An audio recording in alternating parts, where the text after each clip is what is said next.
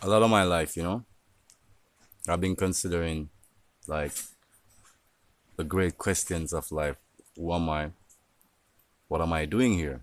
You know? And for a long time, I thought I had no answers. Then for another part of the time, I thought I had answers.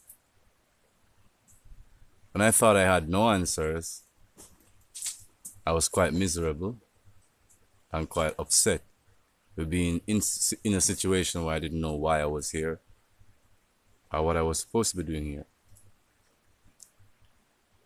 When I thought I had answers, I was even more unhappy because I thought I knew why I was suffering and why so many others were suffering as well too. So the paradox of knowing and not knowing came to me.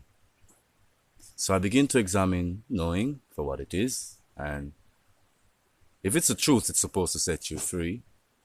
So then that's the premise I use, right? So a person might ask, how will you know if you're free? Well, number one, if the truth responds upon the burden of your thoughts, removing years of heaviness, well, I think that would suggest it has set you free. However, if this truth really adds to the burden, then I guess it hasn't set you free, so it isn't really truth, It's really an opining on truth. So some say we don't know anything. There are people challenged that to say, well, I know myself to be born here or to have lived this life, to have done this and this. And people would say, well, that is activities. What is the core of activities? How is it that you are that you could do activities? Well, some people say, well, I come from my mother, my father, and then we go back to this whole chicken and egg thing. So who wrote the template? You see? And it's all coming to a clarity. So let's give me a moment. When I put it all together, knowing and unknowing or not knowing at all, because some people see you have to unknow too, right? Because part of the truth is that you recognize that lots of these things isn't so. But then something weird began to happen in me a while back, maybe a year and a half ago. Some things begin to change my personality and my perspective.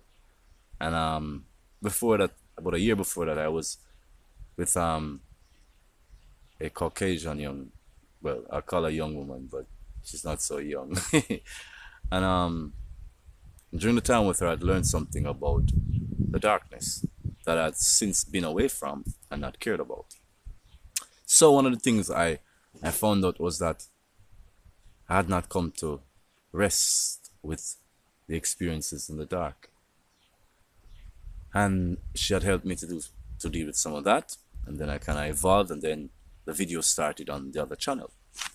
So then this experience started a year ago now, where the deficiencies began to make sense. As a spirit within me said to me within a clear moment of myself one day, your good has agreed with your bad, and your bad has agreed with your good. They have met across the vortex. I had no conscious idioms to process it or ways of thought to process it. I took it on the surface of what it said. My good had met my bad, and they had agreed. What had they agreed on? That there is going to be good or bad or none of the above.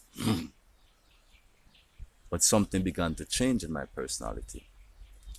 A duality complex began to move away, and I began to see myself, actually. So when I rant and I raved, I didn't just say it was something else on the outside. I began to recognize it was me. So I began to say, I own this. This is mine. It is mine to correct, because it was mine to create in the first place. I created this disturbance. Hence, I own the fact that I have created this disturbance. And if I am truly respectful of myself enough and others enough, but truly of myself enough, I can and I will correct this action, because it is my action. So I began speaking in terms of, I own my bad. It is mine.